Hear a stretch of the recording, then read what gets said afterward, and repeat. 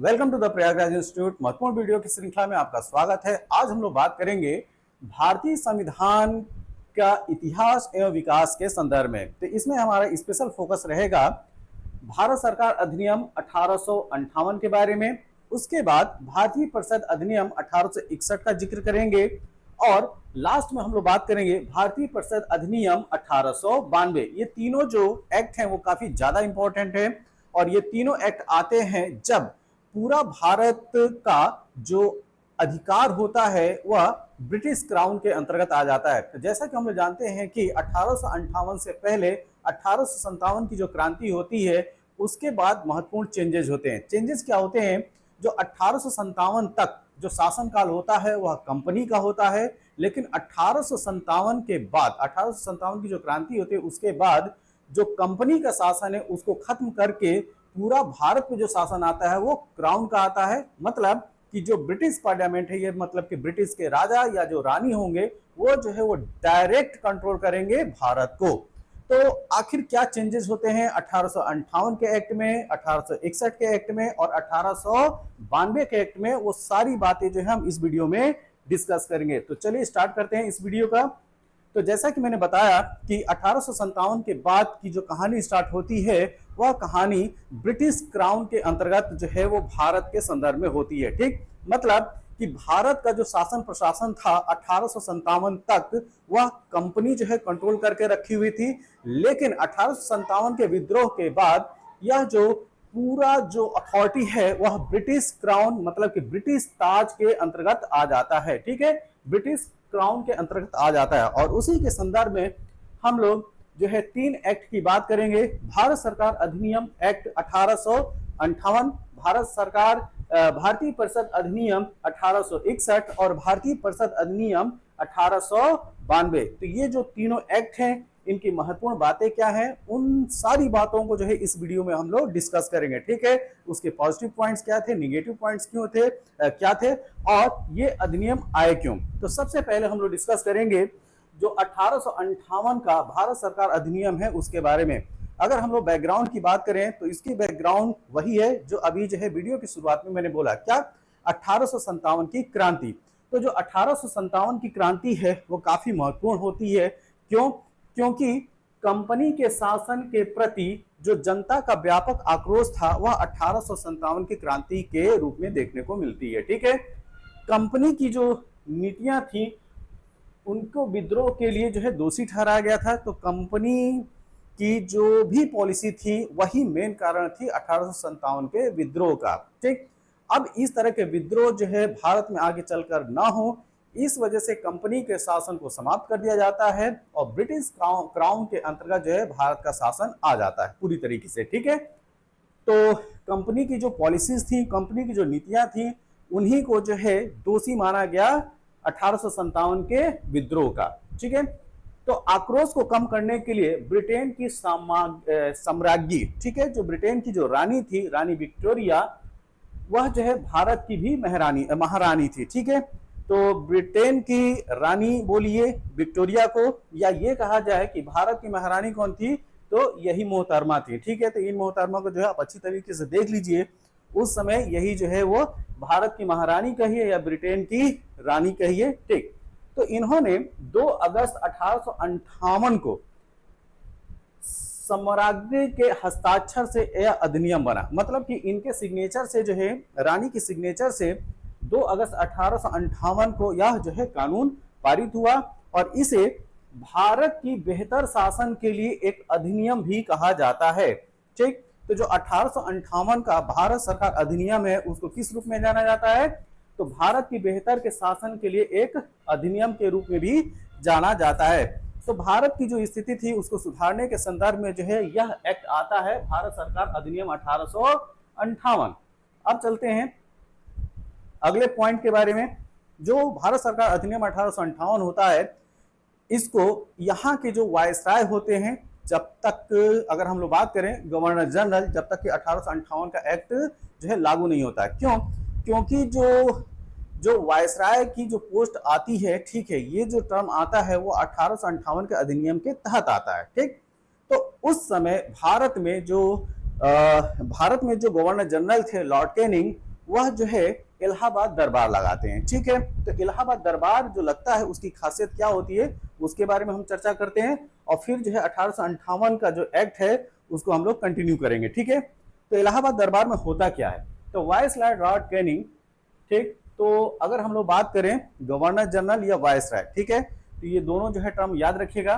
तो viceroy Lord Canning ने 1 नवंबर 1858 को इलाहाबाद दरबार का आयोजन किया, जिसमें रानी विक्टोरिया का प्रतिनिधित्व करते हुए भारतीयों को इस एक्ट के बारे में बताया कि भारत में अब इस एक्ट के द्वारा क्या क्या प्रभाव देखने को मिलेगा। तो एक होता है ना, जैसे कि मैंने बताया कि 2 अगस्त 1858 को ब्रिटेन की महारानी ने जो है सिग्नेचर कर दिया था और ये अधिनियम बन गया था। ठीक है, तो इस अधिनियम के तहत ही जो भारत में जो गवर्नर जनरल हुआ करता था अब वो वायसराय भी कहलाएगा। तो इस वजह से जो यहाँ पे जो लाइन स्टार्ट हो रही है वह वायसराय लॉर्ड कैनिंग कही जा रही है, ना कि गवर्नर जनरल लॉर्ड कैनिंग। ठीक है, अब ये जो लॉर्ड कैनिंग है वायसराय यहाँ पे भारत में, वही जो है दिल्ली दरबार में 1 नवंबर 1858 को इसकी खूबियों को बताते हैं। किसकी खूबियों को बताते हैं, भारत सरकार अधिनियम 1858 की खूबियों के बारे में। ठीक है, तो ये जो अधिनियम है उसको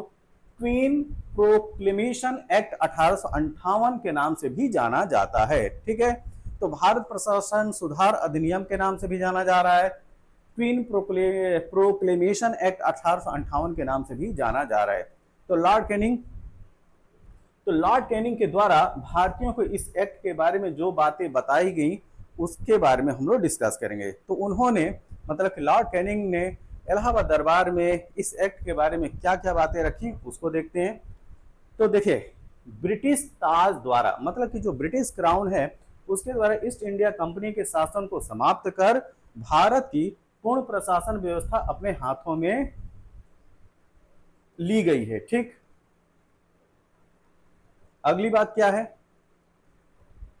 डॉक्ट्रिन ऑफ लेप्से को खत्म कर दिया गया है। अब किसी भी राज्य का विलय नहीं किया गया। जैसा कि हम लोग जानते हैं कि लॉर्ड डलहौजी जो होता है, ठीक, लॉर्ड कैनिंग से पहले लॉर्ड डलहौजी होता है गवर्नर जनरल, तो लॉर्ड डलहौजी का कॉन्सेप्ट होता है डॉक्ट्रिन ऑफ लेप्से। तो डॉक्ट्रिन ऑफ लेप्से को कॉन्सेप्ट को जो है खत्म कर दिया जाता है भारत सरकार अधिनियम 1858 के तहत। और क्या बात कही गई, अब बिना किसी भेदभाव के भारतीयों को ब्रिटिश सरकार के विभागों में उनकी योग्यता के अनुसार नौकरी दी जाएगी। तो मतलब अब भारतीयों को भी उच्च डिपार्टमेंट में जो अन्य विभाग हैं, ठीक है, भारत सरकार के, उसमें जो है उनको शामिल किया जाएगा।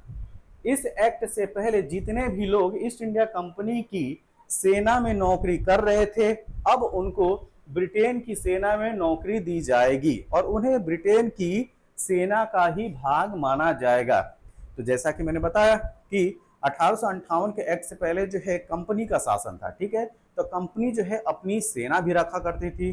तो कंपनी की सेना में जो भारतीय हुआ करते थे वह जो है वह अब ब्रिटेन की सेना में शामिल होंगे। ठीक, या ब्रिटेन की सेना के अंतर्गत वो आएंगे। ठीक, कोई भी धार्मिक मामलों में पाबंदी नहीं लगाई जाएगी। जिसको जो धर्म मानना होगा, जो धर्म अपनाना होगा वो मान सकता है, वो अपना सकता है। ठीक है, तो यहाँ पे जो है धर्म के मामले में जो ब्रिटिश क्राउन है वो हस्तक्षेप नहीं करेगा। ये भी बात जो है क्लियर कर दी गई। इसके बाद लॉर्ड कैनिंग जो है इलाहाबाद दरबार में जो बातें कहें, ठीक है, ये तो बातें जो समाप्त हुई। अब हम बात करेंगे इसके प्रमुख प्रावधान की। आखिर जो है इस एक्ट में प्रमुख बातें क्या थी। तो इससे पहले जो हमने 2 स्लाइड देखा उसमें जो बातें कही गई थी वह लॉर्ड कैनिंग के द्वारा दिल्ली दरबार में कही गई थी। ठीक है, अब इस एक्ट के जो स्पेशल प्रोविजन है उनके बारे में हम लोग बात करेंगे। क्या, जैसा कि लॉर्ड कैनिंग ने भी कहा कि ईस्ट इंडिया कंपनी के शासन को समाप्त कर दिया गया। अब भारत में शासन की पूरी जो बागडोर होगी वो ब्रिटिश क्राउन के अंतर्गत होगी। तो पहली लाइन वही है, क्या, भारत में ईस्ट इंडिया कंपनी के शासन को खत्म किया गया। ब्रिटिश भारतीय क्षेत्रों को ब्रिटिश क्राउन के अधीन कर दिया गया। निदेशक मंडल और नियंत्रण बोर्ड को समाप्त कर दिया गया। कंपनी के कोर्ट ऑफ डायरेक्टर्स की शक्तियां भारत के राज्य सचिव को दे दी गई। तो एक चीज और याद रखना है, 1858 के इस एक्ट के तहत भारत का जो गवर्नर जनरल है वो वायसराय कहलाने लगा। साथ में जो है एक एक भारत के राज्य सचिव की भी पोस्ट सृजित की गई। ठीक है, तो भारत का जो पहले जो सेक्रेटरी बनते हैं वो लॉर्ड स्टैनली को बनाया जाता है। ठीक है, तो भारत के पहले राज्य सचिव कौन? Lord Stanley. इनका भी नाम याद रखिएगा। ठीक है, और इसी तरीके से जो जो एक्ट आएंगे, अधिनियम आएंगे, ठीक है, जैसे कि आप लोगों ने सुना होगा लॉर्ड मिलो मॉन्टी। ठीक है, फिर अगर हम लोग बात करें तो लॉर्ड मिंटो मॉर्ले में, मिंटो क्या है? वो है वायसराय, और मॉर्ले क्या है? वो है राज्य सचिव। ठीक है, स्टेट सेक्रेटरी। तो स्टेट सेक्रेटरी का जो पद है वो 1858 के अधिनियम के तहत आता है, और पहला जो राज्य सचिव बनता है वो लॉर्ड स्टैनली होता है। अब ये जो राज्य सचिव है, राज्य सचिव ब्रिटिश सांसद और प्रधानमंत्री के मंत्रिमंडल का सदस्य था। ठीक है, तो यह जो है वह ब्रिटिश कैबिनेट का यह एक मेंबर है, मतलब ये कैबिनेट मंत्री के जो है ये कैबिनेट मंत्री हुआ करता था। ठीक है, और इसकी सहायता के लिए जो स्टेट सेक्रेटरी है, मतलब कि जो राज्य सचिव है, उसके सहायता के लिए 15 सदस्यों की एक परिषद गठित की गई। ठीक है, राज्य सचिव के माध्यम से ब्रिटिश संसद भारतीय मामलों के संबंध में प्रश्न पूछ सकती थी। तो अगर बात की जाए कि जो राज्य सचिव है एक तरीके से ब्रिटिश पार्लियामेंट का क्या है? एजेंट है। ठीक है, क्या है? एजेंट है, और वह जो है ब्रिटिश पार्लियामेंट में जो ब्रिटिश कैबिनेट है उसका वह सदस्य हुआ करता था, और इसकी सहायता के लिए 15 सदस्यों की एक टीम हुआ करती थी। ठीक, और यहाँ के जो मामले हुआ करते थे, मतलब कि जो भारत के जो मामले हुआ करते थे, वह सारे मामलों की जो खबर होती थी वो ब्रिटिश संसद को दिया करता था। कौन? राज्य सचिव। और पहला राज्य सचिव कौन? Lord Stanley. जो अन्य प्रोविजन है उसके बारे में डिस्कस करते हैं। भारत में ब्रिटिश सरकार के प्रतिनिधि के रूप में वायसराय का पद सृजित किया गया। ठीक है, जैसा कि मैं यहाँ पे डिस्कस करते चला जा रहा हूं। संघर्ष से बचने के लिए गवर्नर जनरल और वायसराय दोनों एक ही व्यक्ति होते थे। तो अगर आपसे पूछा जाए कि लॉर्ड कैनिंग, मतलब कि गवर्नर जनरल कौन है और वायसराय कौन है, तो वो एक ही व्यक्ति होगा। ठीक है, तो 1858 में अगर आपसे पूछा जाए कि कौन से भारत का गवर्नर जनरल था, तो क्या बोलेंगे? Lord Canning. ओके, अगर आपसे पूछा जाए कि भारत का वायसराय कौन था 1858 में, तो क्या बोलेंगे? Lord Canning. तो ये चीज है एकदम क्लियर रखिएगा। तो इसी क्रम में अगर पहला वायसराय पूछा जाए आपसे तो लॉर्ड कैनिंग ही होगा, क्योंकि जो वायसराय शब्द होता है वह भारत सरकार अधिनियम 1858 के तहत आता है, और उस समय भारत का गवर्नर जनरल होता है लॉर्ड कैनिंग। तो इस प्रकार जो भारत का पहला वायसराय होगा वह होगा लॉर्ड कैनिंग। वायसराय विभिन्न प्रेसिडेंसियों के राज्यपालों की नियुक्ति क्राउन द्वारा की जाएगी। क्राउन का मतलब है ब्रिटेन की जो रानी होंगी वो करेंगी, ठीक, या राजा होंगे वो करेंगे। वायसराय की सहायता के लिए एक कार्यकारी परिषद होगा, जो एक एग्जीक्यूटिव काउंसिल होगी, उसका जो है उसको कंस्टिट्यूट किया गया। तो वायसराय की हेल्प के लिए एक कार्यकारी परिषद का प्रावधान किया गया। देश के प्रशासन के लिए भारतीय सिविल सेवा का गठन किया जाना था। अब भारतीयों को भी सेना में भर्ती किए जाने का प्रावधान किया गया। ठीक है, तो ये जो लाइन है काफी ज्यादा इंपॉर्टेंट है, इस लाइन को जो है ध्यान में रखिए। क्या? देश के प्रशासन के लिए। ठीक है, मतलब कि भारत के एडमिनिस्ट्रेशन को संभालने के लिए क्या? सिविल सेवा, भारतीय सिविल सेवा का जो है गठन किया जाना था इस एक्ट के तहत। और भारतीयों को भी सेवा में, मतलब कि भारतीय सिविल सेवा में भर्ती किए जाने का जो है प्रोविजन लाया गया। ठीक, तो अब जो सिविल सर्वेंट होंगे वह भारतीय भी हो सकते हैं। अगर हम लोग 1858 के एक्ट को इवेल्युएट करें, इसका मूल्यांकन करें, तो उसमें हमारी जो प्रमुख बातें हैं वो क्या हो सकती हैं? इस अधिनियम ने भारत को एक प्रत्यक्ष, मतलब कि डायरेक्ट ब्रिटिश उपनिवेश बना दिया। ठीक, क्यों? क्योंकि 1858 से पहले भारत में जो कंट्रोल था वह था कंपनी का। कंपनी कौन? East India company. East India company को हटा के अब पूरा जो शासन का बागडोर है वह ब्रिटिश क्राउन के अंतर्गत आ जाता है। ठीक, तो इसी वजह से भारत को एक प्रत्यक्ष ब्रिटिश उपनिवेश बना दिया गया। इस अधिनियम ने पिट्स इंडिया एक्ट की दोहरी सरकार को समाप्त कर दिया। इस अधिनियम ने चूक के सिद्धांत, मतलब कि डॉक्ट्रिन ऑफ लैप्से के कॉन्सेप्ट को भी समाप्त कर दिया। इस अधिनियम द्वारा यह विश्वास दिलाया गया कि भारतीय लोगों के साथ जाति, धर्म, रंग और प्रजाति के आधार पर कोई भी भेदभाव नहीं किया जाएगा। और ये चीज आप लोगों ने देखा होगा, जो फंडामेंटल राइट है, और फंडामेंटल राइट में जो राइट टू इक्वालिटी है उसके अंतर्गत भी यह बात रखी गई है। ठीक है, तो जो हमारा भारतीय संविधान है उसमें जो राइट टू इक्वालिटी है उसमें भी यह बात कही गई है, क्या, जाति, धर्म, रंग और प्रजाति के आधार पर कोई भी भेदभाव नहीं होगा। तो 1858 के एक्ट में यह बात पहले ही कर दी गई थी, क्या, कि जाति, धर्म, रंग और रेस मतलब प्रजाति के आधार पर कोई भी भेदभाव नहीं किया जाएगा। भारतीय राजाओं की प्रतिष्ठा, अधिकार और गरिमा का सम्मान करेंगे और उनके अधीनस्थ क्षेत्रों पर अतिक्रमण नहीं करने की बात की गई। अधीनस्थ क्षेत्र मतलब कि जो भी राजा होंगे, यहाँ के भारतीय राज रजवाड़े होंगे, उनका जो राज्य क्षेत्र होगा उसमें जो ब्रिटिश गवर्नमेंट है वह कोई भी हस्तक्षेप नहीं करेगी। अब हम बात करेंगे भारतीय परिषद अधिनियम 1861 के बारे में। ये भी बहुत ज्यादा इंपॉर्टेंट है। ठीक, तो इसके देखते हैं इसका बैकग्राउंड।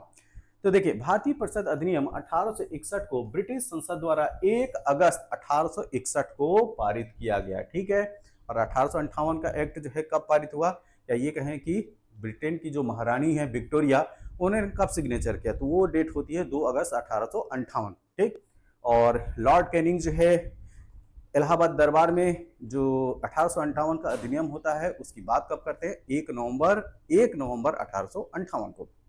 अब देखिए, जो भारतीय परिषद अधिनियम 1861 है, ब्रिटिश संसद द्वारा 1 अगस्त 1861 को पारित किया जाता है।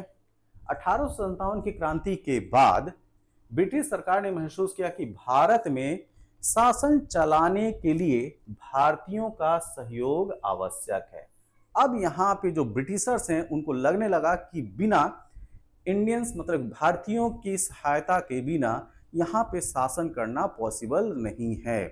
तो उनके शासन प्रशासन में जो प्रॉब्लम फेस की जा रही थी, उन प्रॉब्लम्स को दूर करने के लिए यह जो है भारत परिषद अधिनियम 1861 लाते हैं, और उसी के संदर्भ में उनको एहसास होता है कि यहाँ का शासन प्रशासन अच्छी तरीके से अगर चलाना है तो भारतीयों का सहयोग होना आवश्यक है। ठीक है, इस सहयोग की नीति के लिए ब्रिटिश संसद ने 1861 में भारत परिषद अधिनियम पारित किया।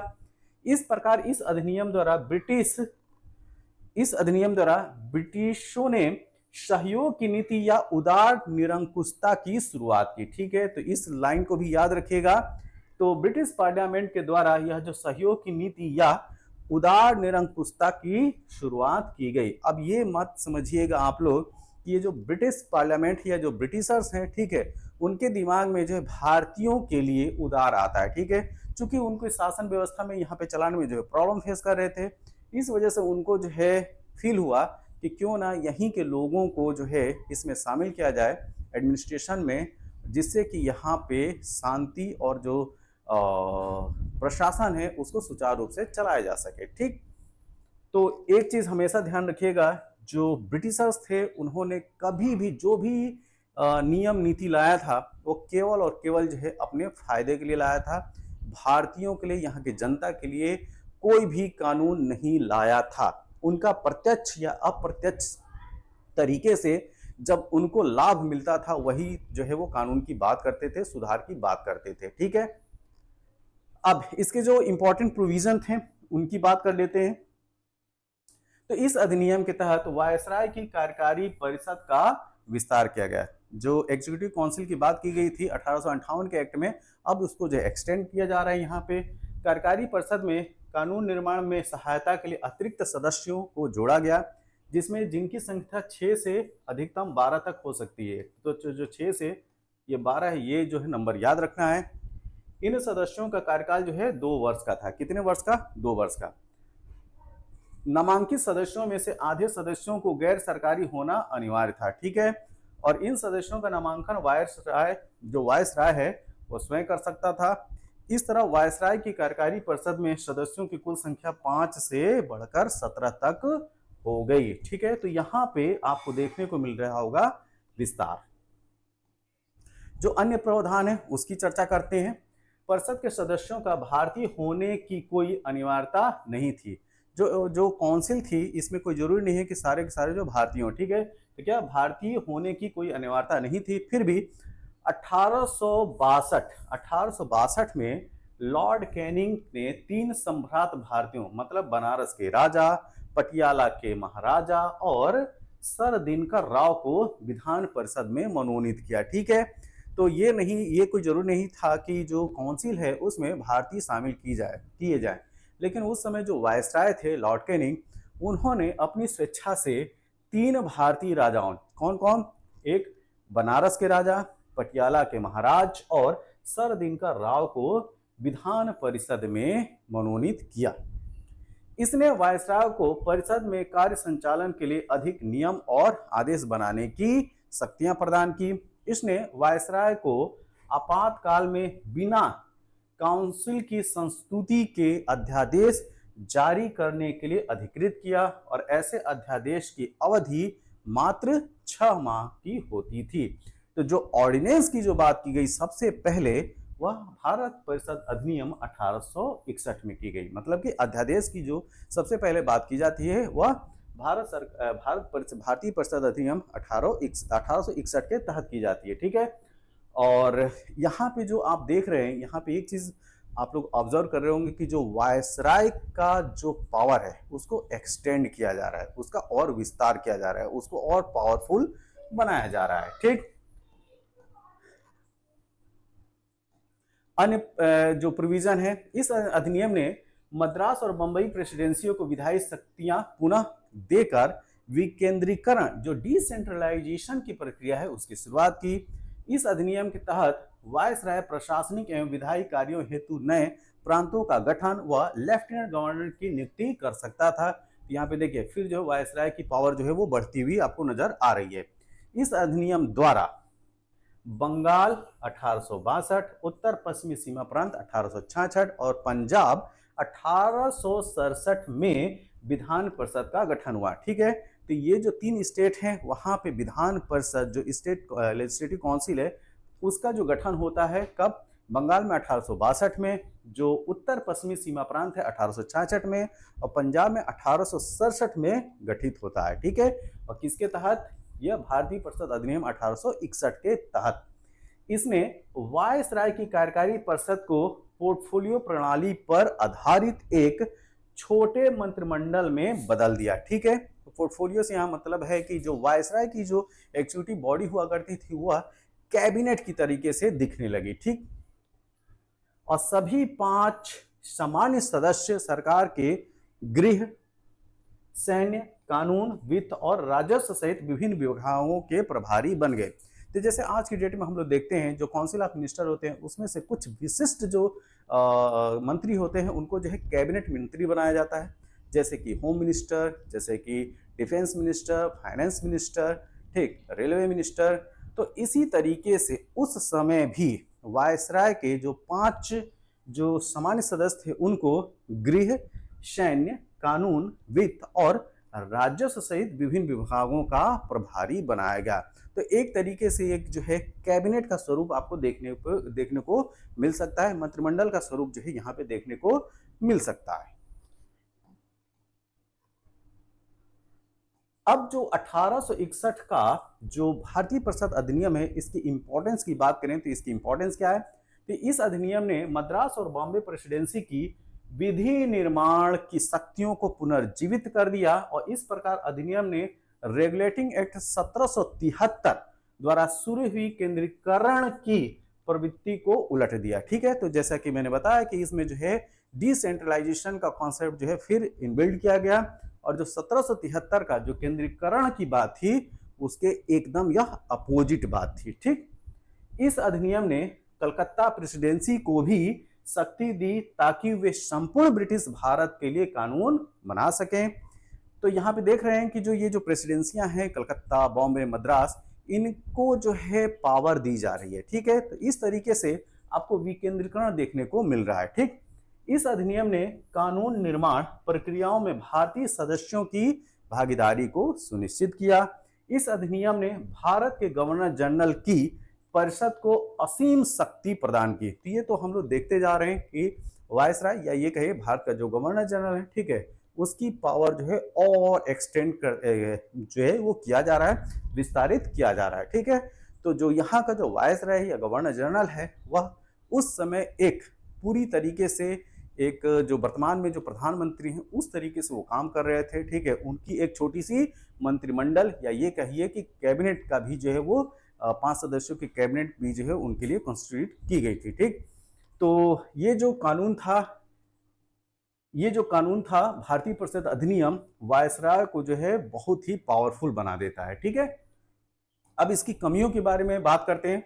इस अधिनियम के तहत विधान परिषद के कार्य एवं भूमिकाएं सीमित रहीं। मद्रास और बॉम्बे प्रेसिडेंसी की विधायी शक्तियों ने विधान परिषद की शक्तियों को विकेंद्रीकृत कर दिया। गवर्नर जनरल अपनी विशेष एवं असाधारण शक्तियों के कारण स्वेच्छाचारी बन गया। तो देखिए जो 1861 है, ये जो पॉइंट है बहुत ज्यादा इंपॉर्टेंट है। जो गवर्नर जनरल है या वायसराय है वो बहुत ही पावरफुल हो जाता है। परिषद में कई विधेयक बिना चर्चा के भी पारित कर दिए गए और भारतीय सदस्यों को विधेयक का विरोध करने की अनुमति नहीं दी गई। तो जो भारतीय हैं, अगर कोई बिल या जो विधेयक आ रहा है तो उस पर तो ना चर्चा करना है, ठीक ना, तो उस पर जो है वो अपना विरोध जता सकते हैं। गैर सरकारी सदस्यों को आम लोगों की समस्याओं के बारे में बताने या सवाल पूछने का कोई अधिकार नहीं था। तो यहाँ पे आपको निरंकुशता साफ दिख रही है। ठीक है, तो जो बात शुरू में बोली गई थी कि उदार निरंकुशता की शुरुआत हुई, तो यही है उदार निरंकुशता। अब हम लोग बात करेंगे तीसरे अधिनियम के बारे में, और तीसरा अधिनियम है हमारे लेक्चर में क्या, भारतीय परिषद अधिनियम 1892। इसकी बैकग्राउंड क्या है, तो देखिए 1885 में जैसा कि हम लोग जानते हैं कि इंडियन नेशनल कांग्रेस की स्थापना जो है 1885 में हो जाती है। तो 1885 में कांग्रेस के गठन के बाद केंद्रीय और प्रांतीय सरकार में भारतीयों की भागीदारी और विधान परिषदों में सुधार की मांग तेज होने लगी। ठीक है, तो मतलब कि जो इंडियंस का रिप्रेजेंटेशन है वह जो है सरकार में ज्यादा से ज्यादा हो, इसकी बात जो है वो की जाने लगी। इसके साथ ही वे सदस्यों के नामांकन के बजाय चुनाव का सिद्धांत भी चाहते थे। ठीक है, तो जो मेंबर उसमें जाएं, ऐसा ना हो कि नॉमिनेटेड हो। ठीक है, तो नॉमिनेशन में क्या हो सकता है, वहां पे पार्शियलिटी हो सकती है, वहां पे बियास डिसीजन आ सकता है। ठीक, तो यहाँ पे जो है क्या इच्छा जाहिर की गई कि उनका नामांकन ना हो, नॉमिनेटेड ना हो, क्या हो, उनका इलेक्शन हो, चुनाव हो। इसके अलावा वित्तीय मामलों पर चर्चा करने का अधिकार भी चाहती थी, जिसकी अब तक अनुमति नहीं थी। तो जो फाइनेंशियल मैटर होते थे उस पर कोई चर्चा नहीं थी, लेकिन जो 1892 का एक्ट है उसमें यह बात की गई कि हमें जो है वो परमिशन दिया जाए। इन्हीं परिस्थितियों का ध्यान में रखकर ब्रिटिश संसद द्वारा 20 जून 1892 को पारित यह अधिनियम जो है वो अधिनियम पारित हुआ। तो जो 1892 का जो भारतीय परिषद अधिनियम है वह 20 जून 1892 को पारित होता है। तो कभी कभी ये जो डेट है ये भी पूछ लिया जाता है। ठीक है, तो 1892 का तो एक्ट है, लेकिन यह पारित कब होता है ये भी ध्यान रखना है। ठीक है, तो यह जो है 20 जून को पारित होता है, 20 जून 1892 को। इसके जो इंपॉर्टेंट प्रोविजन है उसकी बात करते हैं। तो इस अधिनियम के द्वारा विधान परिषदों में अतिरिक्त या गैर आधिकारिक सदस्यों की संख्या में वृद्धि की गई और केंद्रीय विधान परिषद में 10 से 16 सदस्य हुआ करते थे। ठीक है, इसी के तहत बंगाल में 20 सदस्य, मद्रास में भी 20 सदस्य, बंबई में 8 सदस्य, अवध में 15 सदस्य और उत्तर पश्चिमी प्रांत में 15 सदस्य हुए। ठीक, 1892 में 24 सदस्यों में से केवल 5 भारतीय थे।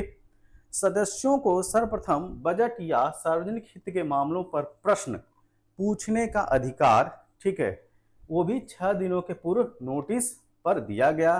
पर वे पूरक प्रश्न जो कॉम्प्लीमेंट्री क्वेश्चन होते थे, पूरक प्रश्न होते थे, उसको नहीं पूछ सकते थे। तो पहली बार इस चीज को याद रखना है ये पॉइंट जो है बहुत इंपॉर्टेंट है, ठीक है, ये क्वेश्चन कई बार पूछा जाता है, ठीक है। पहली बार बजट या सार्वजनिक हित के मामलों पर, ठीक है, प्रश्न पूछने का अधिकार किस अधिनियम के तहत दिया गया? तो याद रखिएगा 1892 का अधिनियम। क्या? सदस्यों को सबसे पहले सर्वप्रथम बजट या सार्वजनिक हित के मामलों पे प्रश्न पूछने का अधिकार दिया गया, ठीक है, लेकिन वे पूरक प्रश्न नहीं पूछ सकते थे। क्या? वे पूरक प्रश्न नहीं पूछ सकते थे, ठीक। तो ये 1892 का जो अधिनियम है, इस पॉइंट ऑफ व्यू से जो काफी इंपॉर्टेंट हो जाता है। अन्य प्रोविजन क्या है? इस अधिनियम के माध्यम से प्रतिनिधित्व के सिद्धांत की शुरुआत हुई, ठीक। जिला बोर्डों, विश्वविद्यालय, नगर पालिकाओं, वाणिज्य मंडलों और जमींदारों को प्रांतीय परिषदों के सदस्यों की सिफारिश करने के लिए ऑथराइज्ड किया गया, अधिकृत किया गया। फिर से समझिए, जिला बोर्डों, विश्वविद्यालयों, नगर पालिकाओं, वाणिज्य मंडलों और जमींदारों को प्रांतीय परिषदों के सदस्यों की सिफारिश करने के लिए अधिकृत किया गया, ऑथराइज्ड किया गया। विधान परिषदों को गवर्नर जनरल की अनुमति से नए कानून बनाने और पुराने कानूनों को निरस्त करने का अधिकार दिया गया, ठीक है। तो जो विधान परिषदें होती थी वह जो है नए कानून बना सकती थी, पुराने कानूनों को निरस्त कर सकती थी, लेकिन इसमें जो इंपॉर्टेंट पॉइंट है वह क्या है? उनको गवर्नर जनरल या ये कहें वायसराय से मंजूरी, अनुमति लेना क्या था? अनिवार्य था, ठीक है। फिर से इस चीज को देखिए, विधान परिषदों को गवर्नर जनरल की अनुमति से नए कानून बनाने और पुराने कानूनों को निरस्त करने का अधिकार दिया गया था। तो मतलब वायसराय जो है, यहाँ वायसराय के बिना अनुमति के जो है कानून नहीं बन सकता था। हाँ, ये है कि अगर वायसराय या गवर्नर जनरल जो है अगर अनुमति दे दिया तो आप जो है कानून बना सकते हैं, अदरवाइज नहीं बना सकते। अगर हम लोग इसको इवेल्युएट करें तो इसको देखते हैं क्या बातें निकल कर आती हैं। तो भारतीय परिषद अधिनियम 1892 को अगर इवेल्युएट करें तो यह आधुनिक भारत में प्रतिनिधि सरकार की दिशा में पहला कदम था, ठीक। तो रिप्रेजेंटेटिव फॉर्म ऑफ गवर्नमेंट का कॉन्सेप्ट जो है यहाँ थोड़ा सा दिखना स्टार्ट होता है, ठीक। हालांकि इसमें आम आदमी के लिए कुछ भी नहीं था, ठीक है। रिप्रेजेंटेशन की जो बात की जा रही है इसमें आम आदमी नहीं, ठीक है, कुछ चुनिंदा लोगों को जो है सेलेक्ट किया जाता था ब्रिटिशर्स के द्वारा और फिर उनकी बातें सुन के जो है कानून वगैरह बना करते थे, ठीक। आम जनता अभी भी कोसों दूर थी, ठीक। विधान परिषदों में भारतीयों की संख्या बढ़ाई गई और यह एक सकारात्मक कदम था, परंतु पर्याप्त नहीं था, ठीक है। इस अधिनियम के कारण अप्रत्यक्ष रूप से भारत में कई क्रांतिकारी आंदोलनों का उदय हुआ। बाल गंगाधर तिलक जैसे कई नेताओं ने सकारात्मक विकास की कमी के लिए कांग्रेस की याचिकाओं और अनुनय की उदारवादी नीति को जिम्मेदार ठहराया। तो बाल गंगाधर तिलक का मानना था कि इस तरीके से ब्रिटिशर्स जो कानून बनाते हैं या बना रहे हैं, ठीक, वह इसका एकमात्र कारण है हमारी जो संस्था है कांग्रेस, वह सही से अपनी बात नहीं रखती है। उसका जो बात रखने का तरीका है अंग्रेजों के सामने वह बहुत ही गलत है। मतलब एक तरीके से भिखारियों के तरीके से जो है अपनी मांग को वो रखते हैं। तो इस तरीके से ब्रिटिशर्स जो हैं वह बात हमारी नहीं मान सकते, ठीक है। तो यहाँ पे जो बाल गंगाधर तिलक का जो स्टेटमेंट है वो भी काफ़ी इंपॉर्टेंस रखता है। तो बाल गंगाधर तिलक जैसे कई नेताओं ने सकारात्मक विकास की कमी के लिए कांग्रेस की याचिकाओं और अनुनयन की उदारवादी नीति को जिम्मेदार ठहराया। मतलब कि कांग्रेस जो है भारतीयों की बात सही से नहीं रख पा रही है, इस तरह से जो है इन नेताओं का जो है कहना था, ठीक है। और ब्रिटिश शासन के खिलाफ अधिक आक्रामक नीति का आह्वान किया। तो जो बाल गंगाधर तिलक थे, बाल गंगाधर तिलक, बिपिन चंद्र पाल, ठीक, और अरविंदो घोष, तो ये जो कुछ नेता थे उन्होंने आक्रामक नीति को जो है अपनाया और अपनी बात रखने के लिए अंग्रेजों के सामने, ठीक, उन्होंने अनुनय विनय की जो नीति थी इंडियन नेशनल कांग्रेस की, उसके अपोजिट अपनी बात, अपने हक की लड़ाई के लिए आक्रामकता लाने की जो है आवश्यकता पे बल दिया।